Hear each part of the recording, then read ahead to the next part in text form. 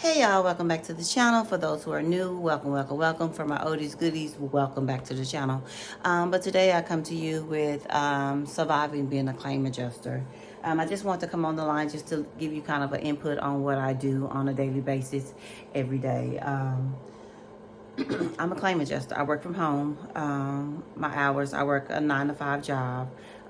So for example, if something were to happen to your home, say for example, there was a disaster that came through, for example, a fire, you had a fire. Not to say that you had a fire, but just to say if you did something like that did happen to you, you would actually reach out to me. I would be the adjuster that assists you because I do property only, no commercial, just only property, residentials, rentals, condos, townhomes, things like that. So anything that has to do with the property of a home, I deal with that. So you would actually reach out to me and I would actually assist you. If there was a fire, I would actually give you temporary housing for your home. Also set up with different measures of making sure that everything is safe. So my job for you is to try to put you back to where you were before the incident that happened, because we know when tragedy does happen like that between someone, it can be detrimental. As I stated, not as I stated before, but I have experienced a fire and I have lost everything. So I actually know how I feel to lose things that there's more personal memories, something that you can never get back. So I do know how that feel. So just to get back on how I became a claim adjuster, when I moved from California to Texas about 8 years ago, I had a friend. She was telling me that she was an IA adjuster, independent adjuster, and she was telling me how they would deploy and they would go to different places, and how much money that she was making.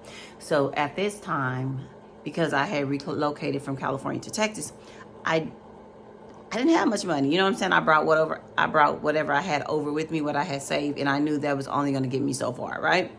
And I knew I needed to find me a job. So she was telling me about what I could do, make more money. So okay, cool, bet. So I ended up going to the classes. I think it was like a week training class course that I had to take. At the same time, I still had a job that I was working at. So I went and took vacation time because I was determined, like, this is a different outlook for me and my family, and I need something different from us, because what I'm doing right now, we relocated, and what I'm doing right now is only temporary, because from where I need to do now, where I came from and where I'm at now, I'm not happy or satisfied with. And then I had kids. I had 2 girls. Well, I had more than 2. I had 2 girls at the time that was with me that came from, sorry about that, that came with me over.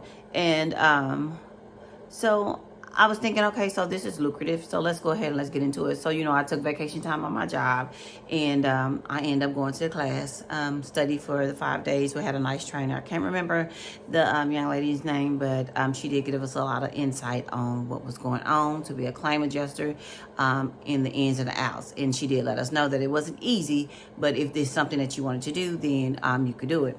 So I was okay with that. I was good. So we end up doing a week's training. I end up passing the class. I got my certificate. At the end of the class, she gave us like a different rosters that we could actually get on. I think it was like Crawford. It was State Farm was on there. Pilot was on there.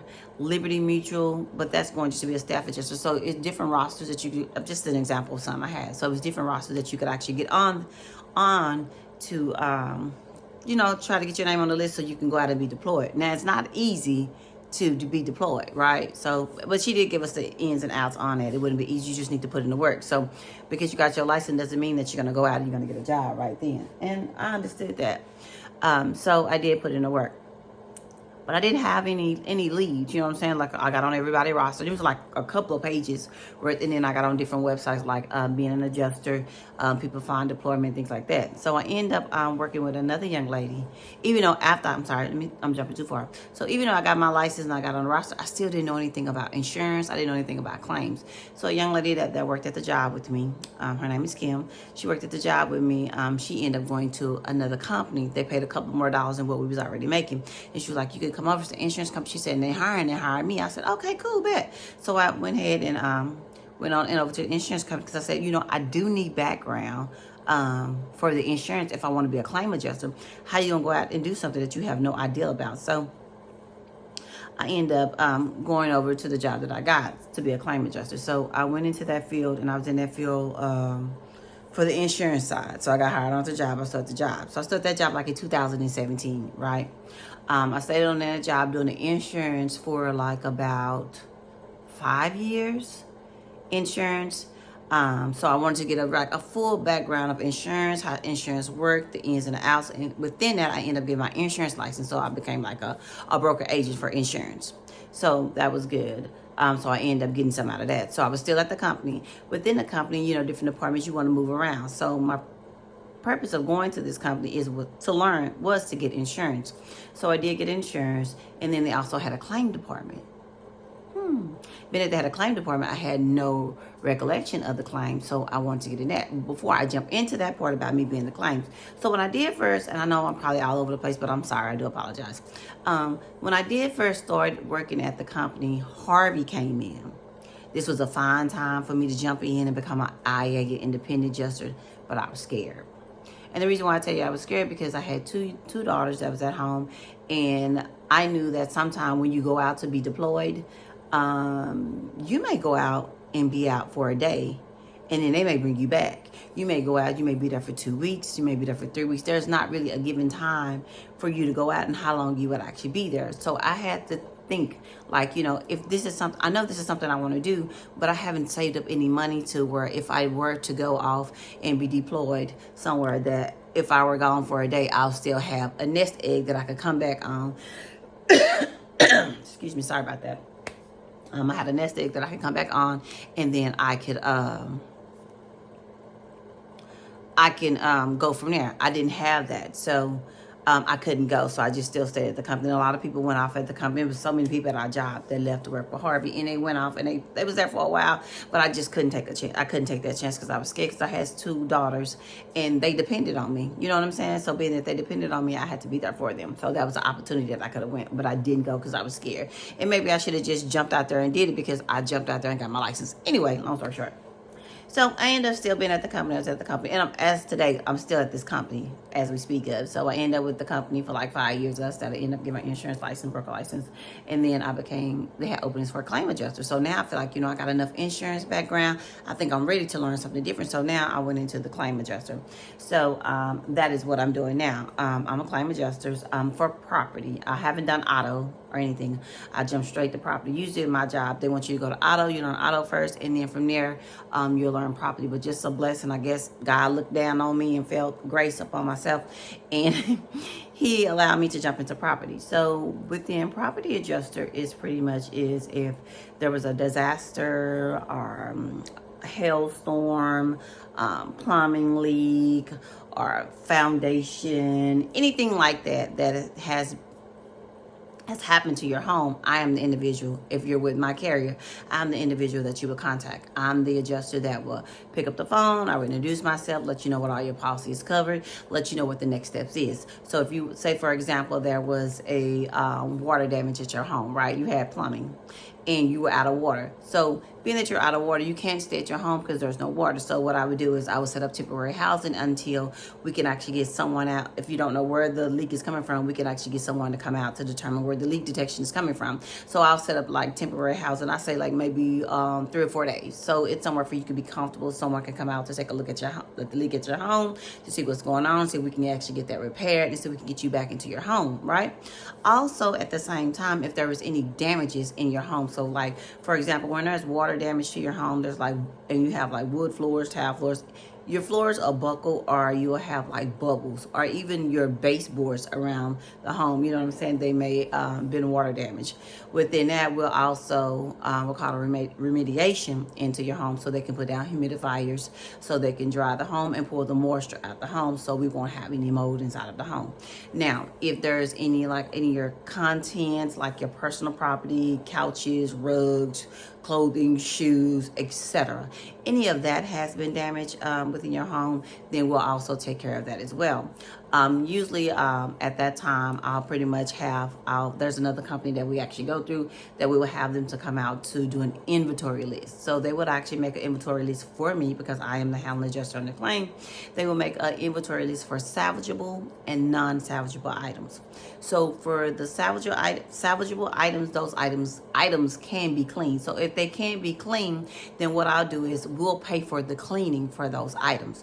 And bring them back and restore those items for you.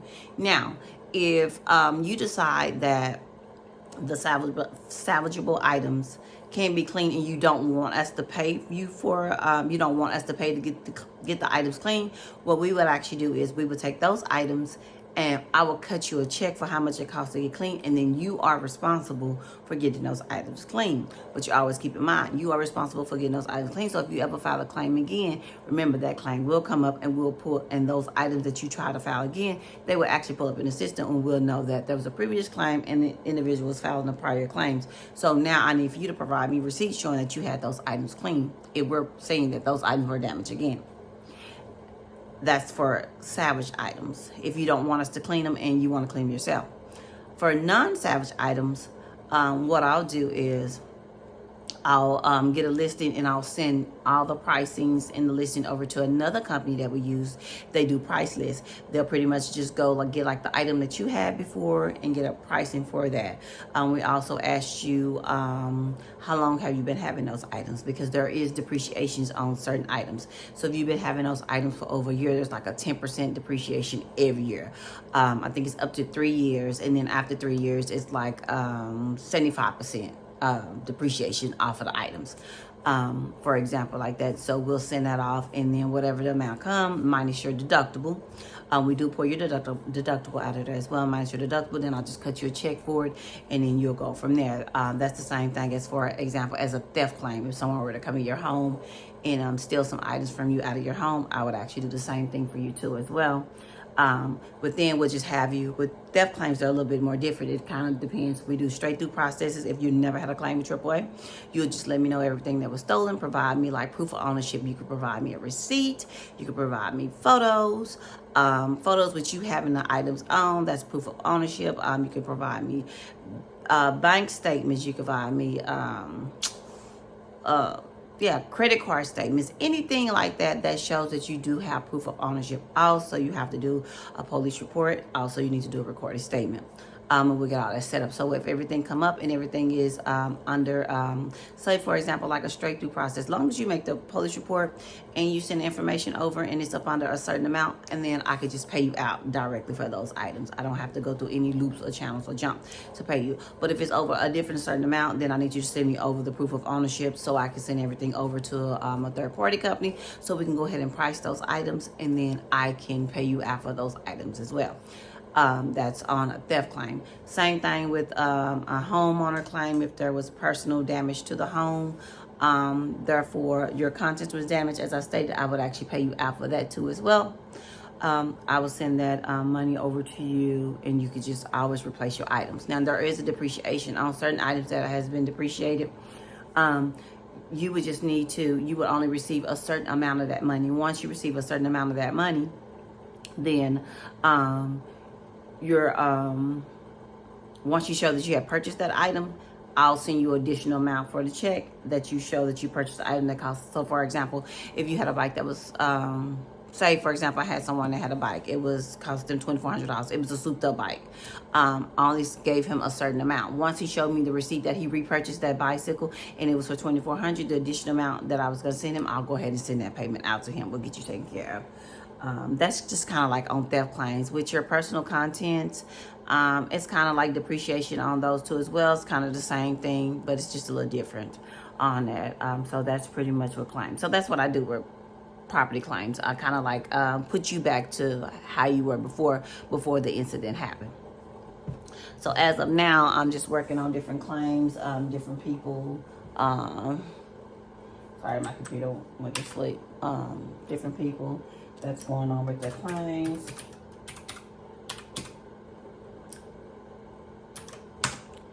Turn you up a little bit. I don't know if you can see me, but you can see some on my screen, but not too much of it. So just different claims that I'm working on now. Look like I did miss a call from somebody. So what I'm about to do is I'm gonna go ahead and check my voicemail. I'm gonna check my voicemail real quick and see who was actually calling me. Once I check the voicemail, then I'll give them a call back and see what's going on. So right now I'm just checking the voicemail.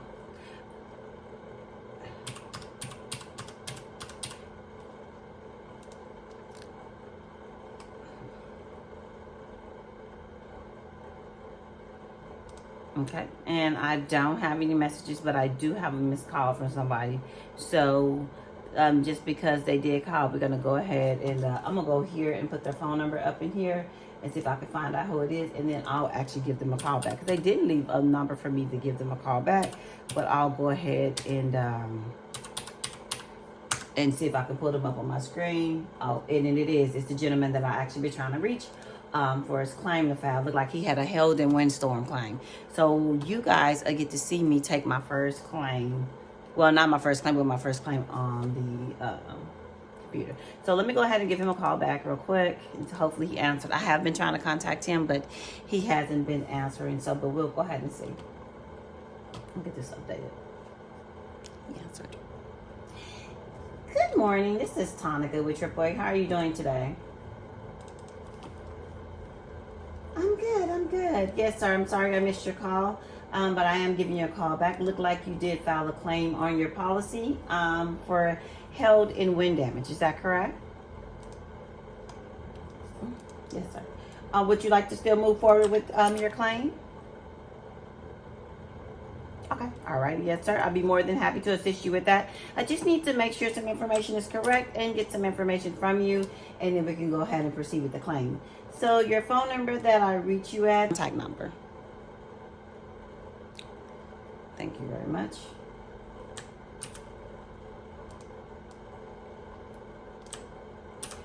Alrighty, and I'm not showing that there is an email address on here. Give me 1 second. Let me see something here. Would you like to update an email address to your claim? Yes. First name dot last name at gmail.com. Is that correct? Thank you very much. All right, and we do pay our claims out direct deposit. So once the claim has settled, I would actually send a link to your email address prompting you to put your routing and your account number. And then you should receive this payment within 2 business days once the claim has settled. All right. Yes, sir. And what is your preferred method of contact? Would it be your phone number, email, or both? Okay. Yes, sir. No problem. Alrighty. And the phone number that I'm calling you from today, is that your landline or your cell phone number?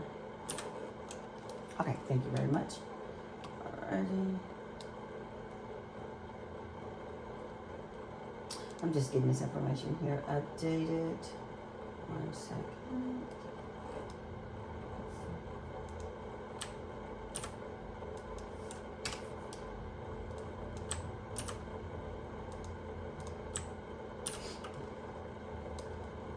All right, and look like you do have a deductible. Not sure if you are aware of your deductible.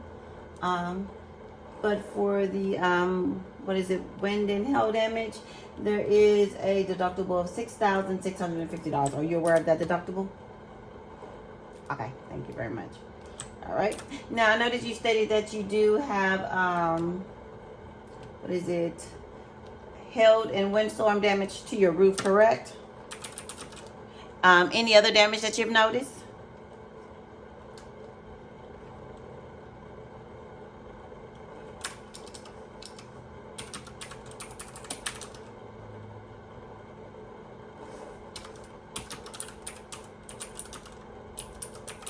Mm-hmm.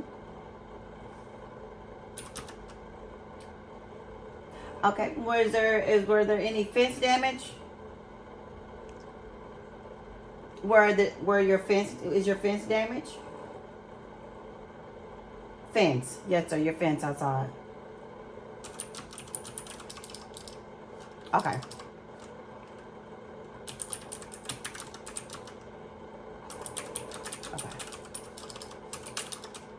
Okay, sure, no problem. All right. Now, is there any interior leaks inside the home? Okay. Thank you very much. Okay. All right. Let's see something here.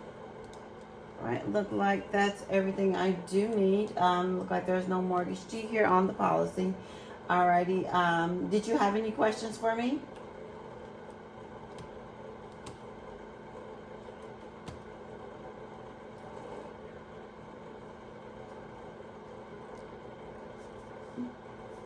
Yes, sir. So the next step is I'm going to set up for my field inspector to get in contact with you. Someone should be in contact with you within the next 24 to 48 hours to schedule a good time to come out to inspect your home. Now, if you do have a roofer or a contractor that you would like to be there when we do arrive, that would be okay. We just ask that you let them know the time and day that we will be coming out. Alrighty. Alrighty, and well, if nothing else, I'll also go ahead and get that information set up for you now. As I stated, someone will be in contact with you within the next 24 to 48 hours to schedule a good time and day to come out. Now, if you do notice any new damages to your roof, or if there's any interior leaks inside of your home that you do notice before they come out to inspect, please let the field inspector know, and they'll go ahead and take a look at that as well. All right. Yes, sir. Well, my pleasure for speaking with you today. And thank you for giving me a call back. I'll go ahead and get everything set up for you. And also, I'll be in contact with you within the next couple of days, too. Just pretty much to get an update on the status of the claim. Yes, sir. My pleasure speaking with you. You have a good day and Happy New Year to you and your family. Yes, sir. Thank you. Bye-bye. And that was it. And that's how the claim go. I'll go ahead and get everything set up for my field inspectors. I'll put my notes in, and my notes put in for my field inspector to come out to take a look at, get in contact with the insured so he can go ahead and schedule a good time and come out to inspect the home. They'll go out, they'll inspect the home. They'll go estimate, give us an estimate on the damage of the home. If everything is above the deductible, will pay everything above the deductible, because the insurance is responsible for his deductible that he has to pay to the contractor. And we pay everything above the deductible, so we'll cut him a check. Whatever contractor that he chooses to use, he'll use that contractor, and they'll go ahead and get his roof fixed. Now, there has been times when there are different claims, like if they wanted a supplement, if there was different work, that needs to be done, then they'll actually send a supplement. But pretty much that's just kind of like basis on what the claim work do, what I do from day to day, life in the claims. And I'll keep y'all posted every day. I'm just working every day surviving claims, so y'all can kind of get an outlook on what I'm doing. And if it's something that you want to do and you want to jump in claims, hey, feel free. If you do, our company is also hiring too. So if you do want to be a claim adjuster, and if you have your license, just let me know, and then I can share the link with you, and you can jump in too. But thank you guys for watching, and you have a good day. Please like and subscribe. Have a good day. Bye.